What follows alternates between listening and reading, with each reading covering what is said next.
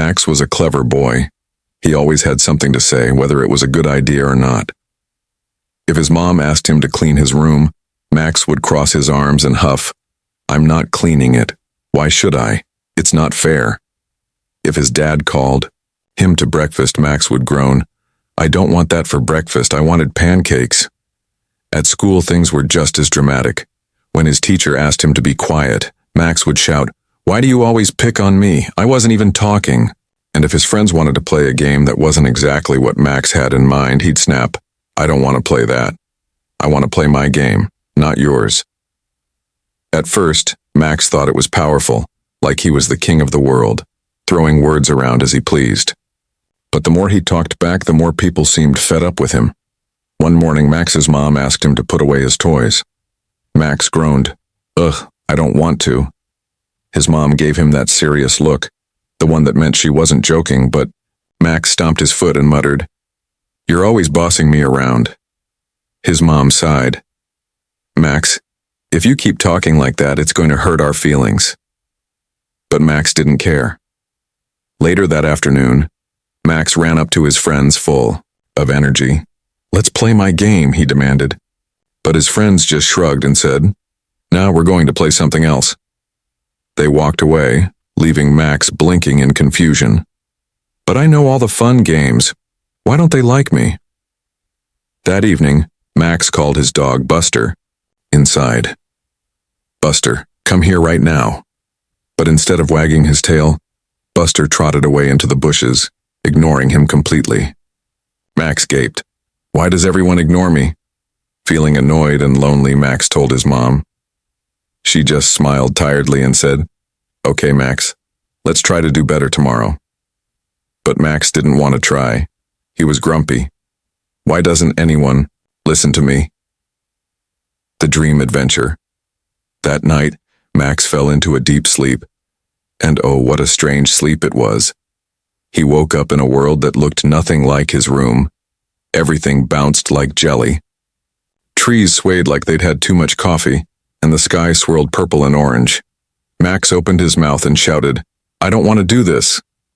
His words shot out like rubber balls, boing, and bounced right back at him, smacking him on the head. "Ow," Max cried, stumbling. He tried running, but the words kept coming back faster and harder. "I don't want to clean my room," he yelled. The words bounced again, multiplying until they became a storm of angry words surrounding him. "I hate this." Splat. "I'm not doing it." Bam. "You never listen to me." Zap. The words hit him so hard he fell under a pile of them. He could barely breathe. "This is horrible. Why does this keep happening?" Just then, a wise old owl appeared on a tree branch. The owl blinked and said, "Max, do you see what happens when you throw your words around carelessly?" Max groaned. "They hurt me." The owl nodded. "Exactly. Words are powerful. When you speak with anger, they come back at you. They don't just hurt others, they hurt you too." Max whispered, "But I didn't mean to hurt anyone. I was just saying what I felt." The owl smiled. "Sometimes, Max, when we speak without thinking, we create chaos. But when we choose our words carefully, when we speak with kindness and respect, we create peace." As the owl spoke, the bouncing words around Max began to vanish. The storm disappeared. The world grew calm. Max felt lighter. Waking up and reflecting, Max woke up suddenly, his heart racing. Morning light filled his room. His mom walked in and smiled. "Good morning, Max. How did you sleep?" Max blinked. "Mom, I had the weirdest dream. Words were bouncing all over, hitting me, and I realized I was the one causing it." His mom raised an eyebrow. "That sounds like a wild dream." "What happened?" Max explained. "Every time I said something rude, the words came back and hurt me. I realized I was making everything worse, not better." His mom nodded. "That dream taught you something important."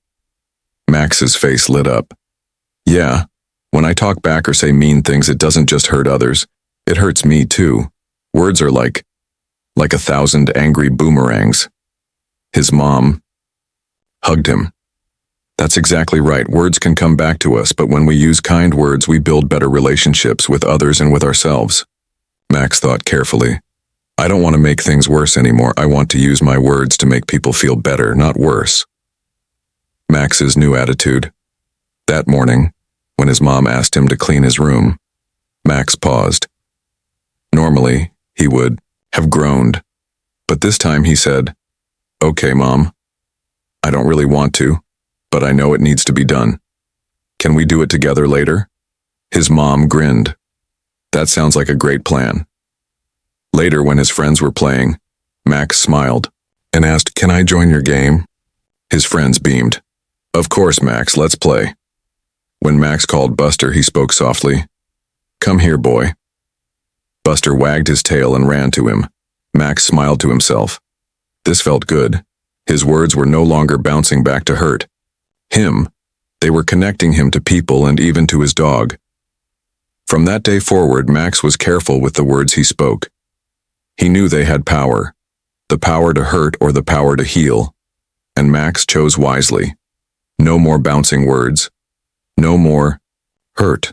Just kindness, respect, and words that made the world a little brighter, for everyone, including himself.